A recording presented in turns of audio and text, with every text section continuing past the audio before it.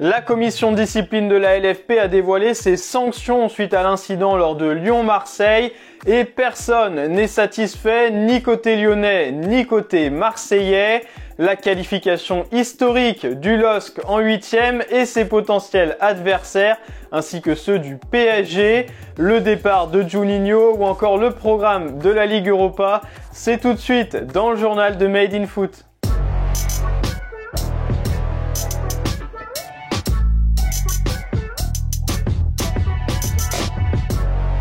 Une très lourde sanction pour l'OL et une décision profondément décevante, même humiliante pour l'OM. Sans surprise, le verdict de la commission de discipline de la LFP n'a satisfait personne hier soir. 1 point de pénalité et 2 matchs à huis clos, voilà ce qu'a infligé la Ligue à Lyon. Le match sera lui rejoué au Groupama Stadium. Des décisions qui ne plaisent pas du tout à Jacques Cardoz, le directeur de la communication du club marseillais, comme il l'a expliqué sur le plateau de l'équipe du soir. À Nice, c'est un joueur qui a été touché par un supporter, ce qui pour moi est inacceptable. La même chose d'une certaine façon, dans des conditions différentes, c'est reproduite à Lyon. Et là, on a 2 faits à peu près identiques et une décision qui est à peu près identique. Consiste à dire, c'est dans les 2 cas un point ferme en moins et match à rejouer. Moi, je pose une question très simple. Qu'est-ce qui se passe si les joueurs de l'Olympique de Marseille reçoivent 20 bouteilles sur l'ensemble de la saison? On va rejouer 20 matchs? Jacques Cardoz a notamment fait écho des incidents qui avaient eu lieu lors de Nice-OM au mois d'août. À l'époque, la commission de discipline avait infligé des sanctions similaires à l'OGC Nice. Dans un communiqué, l'OL a estimé que cette commission, justement, avait fait le choix de céder à l'émotion, mais aussi aux pressions venues de toutes parts. Avec cette décision sans précédent, la commission de discipline a créé une inégalité de traitement sur une même saison entre les clubs où des actes bien plus graves ont entraîné des sanctions bien plus légères que celles décrétées contre l'Olympique lyonnais. Et au milieu de cette mêlée, Sébastien Deneux, le président de la commission de discipline, qui a tenté d'expliquer les sanctions. Nous devons rester dans une logique disciplinaire propre à notre rôle, qui était celle ce soir d'apprécier la responsabilité du club de Lyon. Et depuis le début de saison, le club de Lyon n'avait pas commis d'autres infractions, il n'y avait pas eu d'incident tant à domicile qu'à l'extérieur. Donc oui, bien sûr, nous ne sommes pas hors sol. L'évolution de la situation depuis le début de saison est rentrée en ligne de considération dans notre décision, et pour autant, il n'appartenait pas à la commission de sanctionner Lyon à concurrence des manquements des autres clubs de Ligue 1 ou de Ligue 2. Si le verdict n'a donc satisfait aucun club, la guerre entre l'OL et l'OM a été lancée quelques heures plus tôt par Jacques Cardoz, alors que la commission était encore en pleine réunion.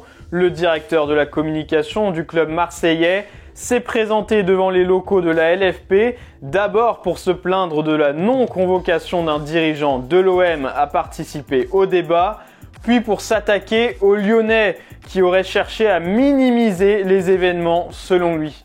On a le sentiment à la lecture de ce rapport qu'on a presque oublié qu'il y avait eu des errements et un problème de sécurité du côté des Lyonnais.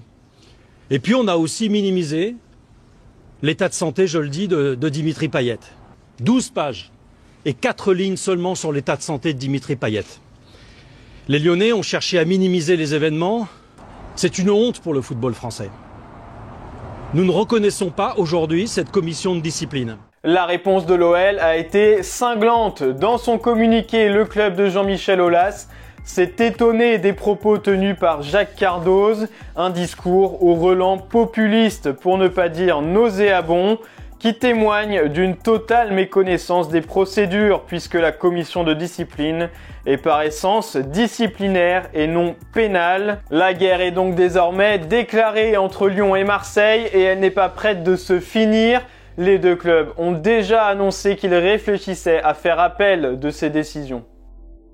Les sanctions de la commission de discipline ont fait passer au second plan la grosse actualité du jour à Lyon, l'officialisation du départ de Juninho dès le mois de janvier.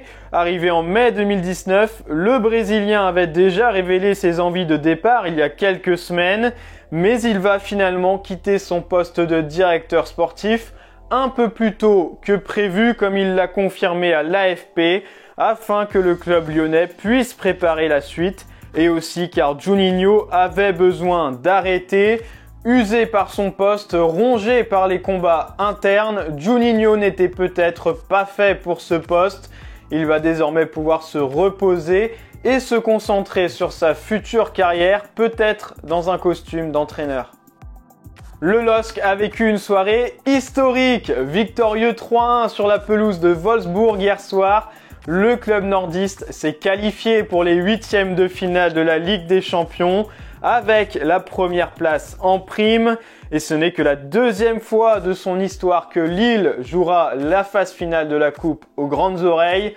Un moment d'histoire pour Jocelyn Gourvenec. C'est ce qu'on avait expliqué aux joueurs, c'est que c'est la première fois que Lille finit premier de son groupe.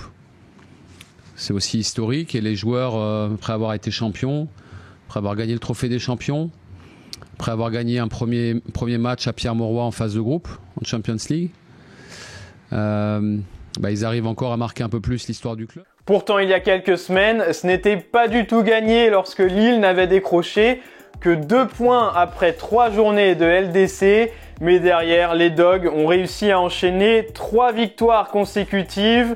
Et au-delà de l'aspect sportif, cette qualification est également une excellente nouvelle pour les finances lilloises.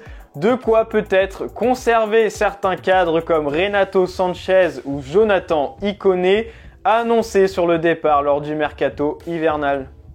Les Lillois rejoignent donc les Parisiens en 8e de finale de la Ligue des Champions et les 2 représentants français connaîtront leur adversaire lundi prochain lors du tirage au sort. Et il n'y aura pas le FC Barcelone éliminé après sa défaite sur la pelouse du Bayern Munich et reversé en Ligue Europa.